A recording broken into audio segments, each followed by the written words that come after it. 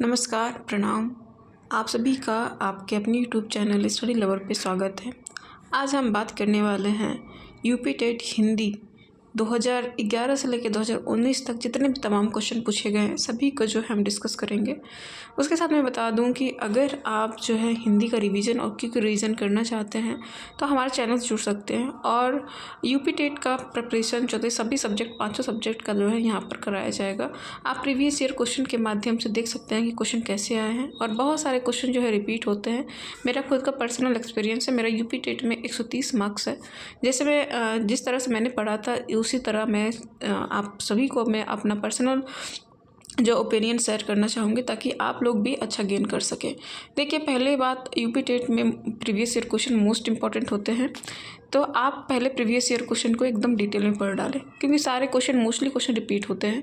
और मेरी गारंटी है कि अगर आपने इस 10 सालों का जो क्वेश्चन सॉल्व कर लिया, जो लास्ट ईयर जो 2022 में एग्ज़ाम हुआ था वो तो फिलहाल हालांकि रिपीट हुआ था, 2018 और 19 वाला और 17 वाला रिपीट हुआ था, तो कह नहीं सकते हैं कि वो नया क्वेश्चन था। कुछ नया क्वेश्चन नहीं था, वो पुराना रिपीट हो चुका था। अगर आप लोगों को एक अच्छा मार्क्स लाना है यूपी टेट में तो आपको पहले प्रीवियस ईयर क्वेश्चन सॉल्व करने चाहिए क्योंकि सारे प्रीवियस ईयर क्वेश्चन ही उठाकर दे देते हैं, जैसा कि आप लोगों ने पिछली बार देखा होगा। उसके साथ मैं बता दूं, आप अगर यहाँ पर प्रीवियस ईयर क्वेश्चन कर लेते हैं तो लगभग आपका मानिए कि 30 में से 30 आप आसानी से ला लेंगे। आपको एक्स्ट्रा कोई एफोर्ड नहीं करना है, कहीं से भी नहीं पढ़ना है। मेरी गारंटी है कि अगर आप प्रीवियस ईयर क्वेश्चन 30 नंबर के हर लगभग 10 साल के कर लेते हैं तो मेरी गारंटी है कि हिंदी में आपका 30 आउट ऑफ 30 कोई नहीं रोक सकता है। ठीक है ना। तो इसी सीरीज में हम लेकर आए हैं ये क्वेश्चन सीरीज जो 2011 से लेकर 2019 तक, ये कह सकते हैं 2022 तक हम जो है क्वेश्चन को देखेंगे। जो भी लास्ट यूपी टेट हुआ था वहाँ तक सारे क्वेश्चन को हम देखेंगे और आप करते करते अनुमान लगा लेंगे किस सब्जेक्ट से किस पॉइंट से कितना क्वेश्चन आ रहा है, आपको कितना पढ़ना है और कितना पढ़कर आप 30 आउट ऑफ 30 ला सकते हैं। और हिंदी बहुत ईजी सब्जेक्ट होता है, इसमें कोई दिमाग लगाने वाली बात नहीं होती, बस थोड़ा सा आपको अंडरस्टैंडिंग होनी चाहिए और आप कर लेंगे। तो चलिए इसी वे में स्टार्ट करते हैं। ये 2011 का पेपर है हिंदी का यूपी टेट का, जैसा कि देख पा रहे हैं आप लोग के समक्ष क्वेश्चन रखा हुआ है जिसमें देख सकते हैं क्वेश्चन नंबर निर्देश है कि प्रश्न संख्या 31 से 33 तक नीचे कुछ शब्द दिए गए हैं, उनमें से उपसर्ग चुनकर लिखिए। तो आप सभी को उपसर्ग बताना है। तो जैसा आप लोग क्वेश्चन दिया गया अपमान क्वेश्चन है कि क्वेश्चन नंबर 31 है, मतलब वहाँ पर सीरीज में अगर देखते हैं तो 31 क्वेश्चन नंबर है और इसमें जो क्वेश्चन दिया अपमान में पूछ रहा है कि कौन सा उपसर्ग यूज़ हुआ है। तो आप लोग वीडियो को पॉज करें और कमेंट में इसका आंसर करें और फिर जो है आगे बढ़ते हैं। ठीक है ना। तो आपके अनुसार इसका आंसर क्या होगा, कमेंट बॉक्स में कमेंट करना बिल्कुल भी ना भूलेंगे। तो हम आपको बता दें कि उपसर्ग क्या होता है। उपसर्ग ऐसे शब्द होते हैं जिसके किसी शब्द के आगे कुछ शब्द जोड़कर उसको बनाया जाता है। उपसर्ग यानी कि ऐसे शब्द जो आगे जुड़ते हैं किसी शब्द के, उसे उपसर्ग कहते हैं। तो हम देख सकते हैं अपमान में कौन सा उपसर्ग जुड़ा है, तो हम यहाँ पर देख पाएंगे मान शब्द है और उसमें एक अपमान अप जो है शब्द जुड़ा हुआ है। तो यहाँ पर जो इसका आंसर हो जाएगा अप हो जाएगा, यानी कि जो यहाँ पर उपसर्ग लगा हुआ है अप लगा हुआ है, यानी कि ऑप्शन नंबर डी जो है इसका करेक्ट होगा। तो उपसर्ग में अपमान में कौन सा उपसर्ग है, अप उपसर्ग है। इसका डिटेल में अगर देखना चाहते हैं, हालांकि वीडियो लेंदी हो जाएगी, हम कल की रिवीजन कर रहे हैं तो हम इसका डिटेल में ज़्यादा नहीं जाएंगे। हालांकि देखना चाहते हैं तो देख सकते हैं यहाँ पर। ठीक है ना। बहुत सारा क्वेश्चन दिया गया है जिसमें उपसर्ग अप औ अति उप दिया गया है। आप इसके अनुसार जो कर सकते हैं, वीडियो पॉज कर आप देख सकते हैं। ठीक है ना। आगे बढ़ते हैं अगले क्वेश्चन पे। हम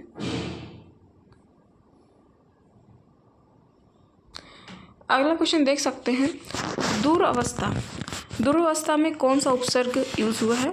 तो दूर देखिए यहाँ पर दिया गया एक, हम मेन शब्द पकड़ते हैं अवस्था और उसमें कौन सा उपसर्ग लगा है, दूर लगा है। दूर कौन सा होगा, आधा होगा। आधा में जब अ जुड़ जाता है तो ये र पूरा हो जाता है, इसलिए दूर हो जाएगा। तो ये यहाँ पर उपसर्ग क्या है, दूर। ठीक है ना। तो आगे बढ़ेंगे क्वेश्चन में। आप पॉज कर जो आंसर दे सकते हैं। यहाँ पर इसका एक्सप्लेनेशन भी देख सकते हैं। एक्सप्लेनेशन के साथ में हम आगे बढ़ रहे हैं। ठीक है ना। देखिए अगला क्वेश्चन है पराजय में कौन सा उपसर्ग है। पराजय में कौन सा उपसर्ग है जी, बताया जाए। पराजय में क्या है, परा, यहाँ पर हम कह सकते हैं परा क्या है, उपसर्ग है, और इसमें जय जो है शब्द है जिसमें उपसर्ग परा जुड़ा हुआ है। बहुत ही इजी क्वेश्चन आता है, कोई टफ क्वेश्चन नहीं है। तो यहाँ पर आंसर भी दे सकते हैं, पराजय में शब्द परा जो है उपसर्ग के रूप में जुड़ा हुआ है। आगे हम क्वेश्चन में बढ़ते हैं।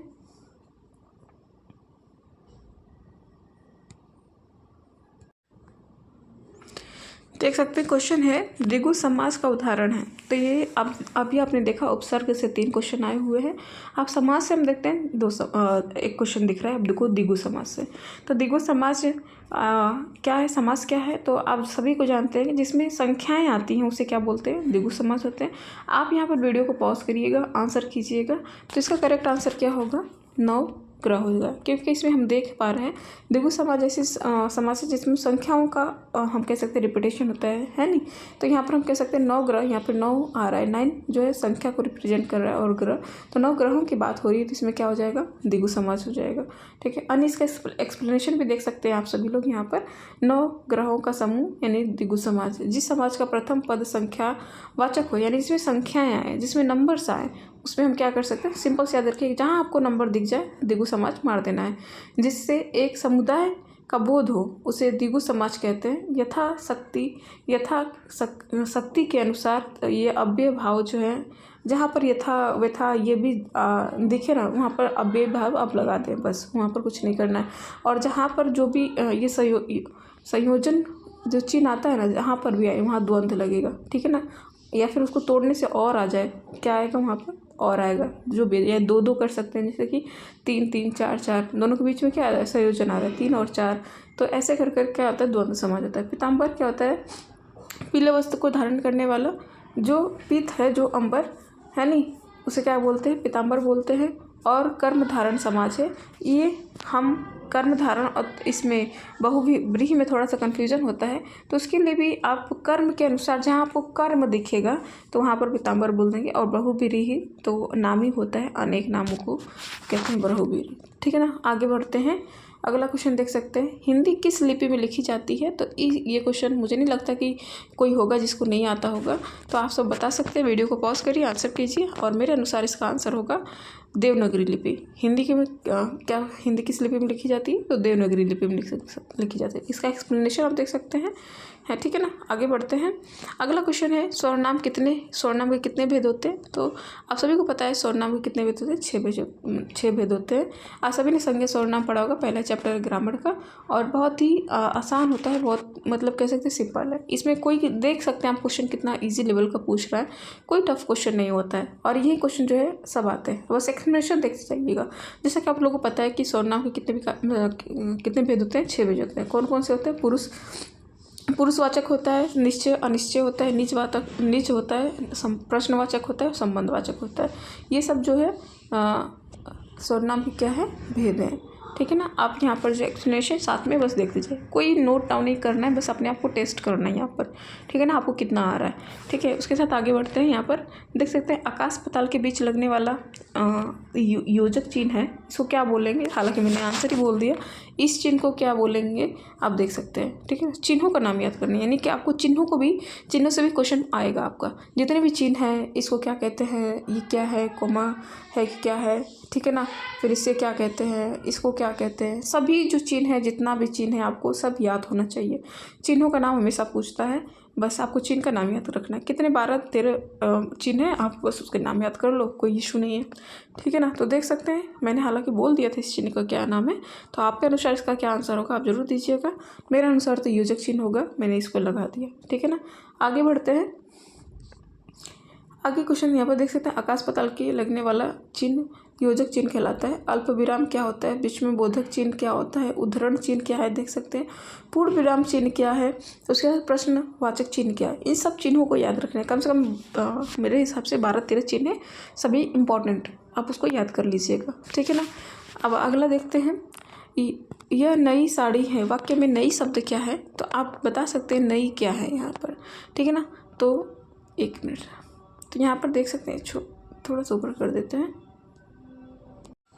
तो यहाँ पर सभी लोग अब देख सकते हैं नई साड़ी है, वाक्य में नई शब्द क्या है, तो जैसा कि साड़ी के आगे नई लग गया तो साड़ी की विशेषता बता रहा है, तो ये क्या हो जाएगा, ये विश्लेषण शब्द हो जाएगा। क्या शब्द हो जाएगा, विश्लेषण। मेरे अनुसार इसका करेक्ट आंसर डी होगा। आप क्या कहते हैं अपनी राय कमेंट बॉक्स में देना बिल्कुल भी ना भूलें, ठीक है ना। आगे बढ़ते हैं अगले क्वेश्चंस पे। देख सकते हैं क्वेश्चन इज़ वेरी इजी, और उसके साथ आप देख सकते हो कि जो क्वेश्चन है ग्रामर में विश्लेषण से भी आ गया क्वेश्चन, चिन्हों से आ गया क्वेश्चन, उपसर्ग से आ गया, समास से भी क्वेश्चन आपको देखने को मिल रहा है। तो ग्रामर के ऑलमोस्ट सभी पॉइंट को इसने टच किया है। और अगले क्वेश्चन पर अगर हम बढ़े तो देख सकते हैं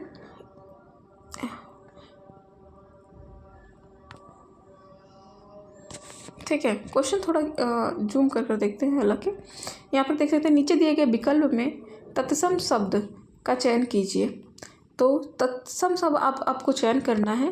पहला दिया है तत्सम शब्द ऐसे शब्द होते हैं, मैं आपको बता दूं, जो संस्कृत से ज्यों का त्यों हिंदी में ला दिए गए हैं, उसको बोलते हैं तत्सम शब्द। तो आपको यहाँ पर तत्सम शब्द का चयन करना है। तो आपको तत्सम शब्द क्या दिख रहा है, आम है, दूध है, शहीद है, शहीद लिखा है, शहीद है या फिर खिड़की है, आपको क्या दिख रहा है। 4 ऑप्शन है, आम्र, दूध, शहीद या खिड़की। इन सब में तत्सम शब्द क्या है आपको आंसर करना है, ठीक है। आंसर कीजिएगा। मेरे अनुसार इसका जो करेक्ट आंसर होगा ऑप्शन नंबर ए होगा, आम्र। आम्र मुझे संस्कृत का शब्द लग रहा है, और तत्सम भी ऐसे शब्द होते हैं जो संस्कृत के शब्द होते हैं और जो कहते हैं हिंदी में ला दिए जाते हैं, उसे क्या बोलते हैं, तत्सम शब्द बोलते हैं। इसका करेक्ट आंसर देखते हैं क्या है। तो देख सकते हैं इसका करेक्ट आंसर ऑप्शन ए आम्र है। बोला गया आम जो है तत्सम शब्द है, इसके तद्भव आम होगा, जबकि दूध, शहीद और खिड़की आदि तद्भव है, दूध का तत्सम दुग्ध होगा, ठीक है ना। अगला क्वेश्चन पे चलते हैं हम। क्वेश्चन नंबर 40 देख सकते हैं, पूछा गया दिए गए विकल्पों में से तत्भव शब्द का चयन कीजिए। तो तत्भव आप बताना, यानी कि ऐसे शब्द जो हिंदी के हैं, ठीक है ना। हिंदी के मतलब ऐसे शब्द हो जो हिंदी में लिखे जाते हैं तत्भव बोलते हैं। तो आप बैंक देख सकते हो, अमीर देख सकते हो, अग्नि दे सकते हो, मुंह दे सकते हो। तो आपको कौन सा शब्द जो है तत्भव दिख रहा है, ठीक है। तो आप देख सकते हैं बैंक तो हमें इंग्लिश शब्द लग रहा है, अमीर तो हमें अरबी फारसी जैसे शब्द लग रहे हैं, अग्नि तो हमें लग रहा है कि तत्सम है, तो हमें बच क्या गया, मुंह हमें कहीं ना कहीं लग रहा है तत्भव है, यानी हिंदी का शब्द है। तो इसका करेक्ट आंसर आपके अनुसार क्या होगा, मेरे अनुसार डी लग रहा है। आइए आंसर भी चेक कर लेते हैं। Correct answer option D is correct. तो जैसा कि आप आंसर भी देख पा रहे हो, इसका करेक्ट आंसर जो है मुंह होगा, ठीक है। आगे बढ़ते हैं। इसमें देख सकते हैं निम्नलिखित में से कौन सा शब्द सूर्य का पर्यायवाची शब्द नहीं है। तो आपने अभी तक 4-5 पॉइंट नोट कर लिया होगा कि क्या क्या कहाँ से क्वेश्चन आ रहे हैं। हमने तत्भव तत्सम का शब्द देखा, उपसर्ग देखा, हमने विश्लेषण का देखा, समास का देखा। उसके साथ यहाँ पर देख सकते हैं निम्नलिखित में कौन सा शब्द सूर्य का पर्यायवाची है, नहीं है। सूर्य का पर्यायवाची कौन सा शब्द नहीं है, तो आपको ऑप्शन दे रखा है यामिनी, रवि, अंशुमाली, दिनकर। तो मेरे अनुसार तो इसका करेक्ट आंसर आप पहले बताएं, वीडियो को पॉज करें और आंसर दें। मेरे अनुसार इसका आंसर करेक्ट होगा डी, यामिनी, जो सूर्य का पर्यायवाची नहीं है। तो इसका करेक्ट आंसर होगा यामिनी, जो रात्रि का पर्यायवाची है। और इसके अन्य जो है पर्यायवाची रात, रैन, रजनी, निशा, निशीथ, छाया, विभावरी, सरवरी, थमी, मिस्त्र, समस्त्र तथा विभा आदि है। जबकि दिनकर, रवि, अंशुमाली, भानु, दिवाकर, भास्कर, प्रभाकर, सविता, आदित्य, रवि, अंशुमाली, सभी जो है रिपीट हो रहा है, सूर्य के पर्यायवाची है, ठीक है ना। आगे क्वेश्चन पढ़ते हैं। क्वेश्चन नंबर 42, मनोरथ का संधि विच्छेद होगा। तो मनु प्लस रथ क्या होगा, इसका संधि विच्छेद होगा। जैसा कि हम सभी को पता है, ये जो है सब कौन सा व्यंजन, हमें लग रहा है विसर्ग जो है संधि है ये। और इसका जो आंसर क्या होगा, मेरे अनुसार आप अपना आंसर कमेंट बॉक्स में कमेंट करना बिल्कुल नहीं भूलें, वीडियो को पॉज करें, आंसर करें। मेरे अनुसार क्या होगा, मन प्लस रथ होगा, और ये विसर्ग संधि है। क्या संधि है, विसर्ग है, ठीक है ना। तो इसका करेक्ट आंसर भी चेक कर लेते हैं। देखिए हाँ, option number A is correct answer है। यहाँ पर मना प्लस रथ मनोरथ होता है विसर्ग संधि। इसका नियम होता है, हर किसी का 10-15 नियम है, आप उस नियम को रट डालो और सारी संधियाँ आपको याद हो जाएंगी, ठीक है ना। तो इसमें ये किस नियम के अनुसार ये होगा, यदि विसर्ग के पहले अ हो और वर्णों के प्रथम तथा द्वितीय वर्ण को छोड़कर अन्य कोई वर्ण अथवा य लेवे ह हो तो अ और विसर्ग का ओ हो जाता है, ठीक है ना। तो इसके अनुसार ये जो है बना है और विसर्ग संधि है। इसमें बहुत सारे एग्जाम्पल दिए, आप देख सकते हो। अगला क्वेश्चन विद्यार्थी उदाहरण है, तो इसको मुझे नहीं लगता कि कोई भी इसको गलत करेगा और वेरी इजी क्वेश्चन। विद्यार्थी किस संधि का उदाहरण है, तो मुझे नहीं लगता कि इसमें किसी को दिक्कत होगी और सभी जो है करेक्ट आंसर करेंगे। तो मेरे अनुसार इसका करेक्ट आंसर दीर्घ होगा। बिना टाइम वेस्ट करें जल्दी जल्दी स्टार्ट करते हैं। दीर्घ होगा, आपका क्या होगा आंसर जरूर दें, ठीक है ना। विद्यार्थी कैसे होगा आप यहाँ पर देख सकते हैं। अगला क्वेश्चन पे चलते हैं। यहाँ पर दिग्भ्रम उदाहरण है, तो ये दिग्भ्रम किसका उदाहरण है आप जरूर आंसर कीजिएगा। मेरे अनुसार जो है व्यंजन संधि का उदाहरण होगा। आप जो है देख लीजिएगा कैसे होगा इसको हम बता सकते हैं। आप बता सकते हैं कमेंट बॉक्स में कमेंट कर, ठीक है ना। उसका एक्सप्लेनेशन भी दिया है, एक्सप्लेनेशन भी हम देख लेते हैं, ठीक है ना। तो दिक् प्लस भ्रम ये व्यंजन संधि है, व्यंजन से स्वर अथवा व्यंजन के मेल से उत्पन्न होती है। यहाँ पर नियम लिखा हुआ है, आप नियम को ध्यान से पढ़ लीजिए, ठीक है। देखिए एक्सप्लेनेशन देखते जाएंगे ना, तो एक्सप्लेनेशन क्या होगा कि आपको उसके साथ साथ बहुत सारी नॉलेज मिलती जाएंगी। तो मुझे नहीं लगता अगर क्वेश्चन कर रहे हैं तो अगर आपका पहले से थोड़ा बहुत रिवीजन है तो कहीं पढ़ने की ज़रूरत है, आप यहाँ से सब कुछ कर सकते हैं, ठीक है ना। आगे बढ़ते हैं। अगला क्वेश्चन यहाँ पर आप देख सकते हैं कि क्वेश्चन है कि बिल्ली छत से कूद पड़ी, कौन सा कारक है। तो आपने कारक पढ़ा होगा कि 7 से 8 कारक होते हैं, और अगर बिल्ली छत से कूद पड़ी तो यहाँ से जो है किसी कारक को रिप्रेजेंट कर रहा है। और ये कैसा कारक है, मुझे लग रहा है कि ये अलगाव दिखा रहा है। बिल्ली छत से कूद पड़ी यानी छत से अलग हो गई है। जब कोई चीज़ अलग होती है तो यहाँ पर कौन सा कारक होता है, अपादान कारक होता है। कौन सा कारक होता है, अपादान कारक होता है। और से तो बहुत सारे कारकों में यूज़ होता है, मतलब 2-3 कारक में होता है। तो अलग होने का जो तुम्हें बोध कराए उसमें क्या होता है, अपादान कारक होता है। तो इसका करेक्ट आंसर डी होगा। आप भी कमेंट में देखिए, यहाँ पर देखिए बिल्ली छत से कूद पड़ी वाक्य में अपादान कारक है। संज्ञा के जिस रूप से पृथक तो यानी अलगाव का बोध हो उसे क्या कहेंगे, अपादान कारक कहते हैं। इसका विभक्ति चिन्ह से है।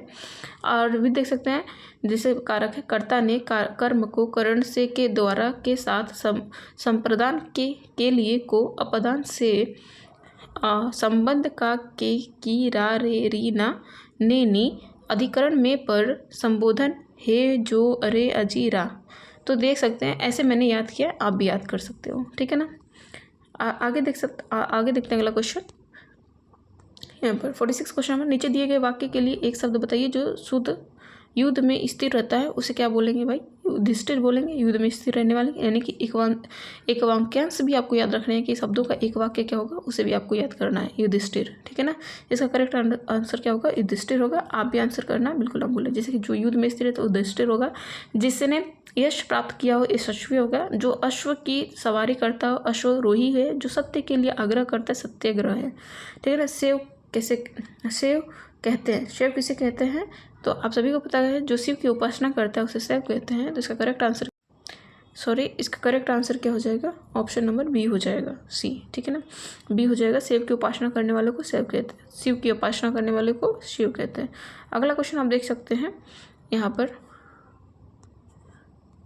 वाचल कहते हैं जो जल्दी चलता है, जिसकी चाल ठीक ना हो, जो बहुत बोलता है और जो चुप रहता है। तो वाचल क्या, जो बहुत ज़्यादा बोलने वाला हो उसे क्या कहेंगे, वाचल कहेंगे। तो देख सकते हैं वो एक वाक्य को भी पूछा है और एक वाक्य के लिए एक शब्द पूछा है और एक शब्द के लिए एक वाक्य पूछा है।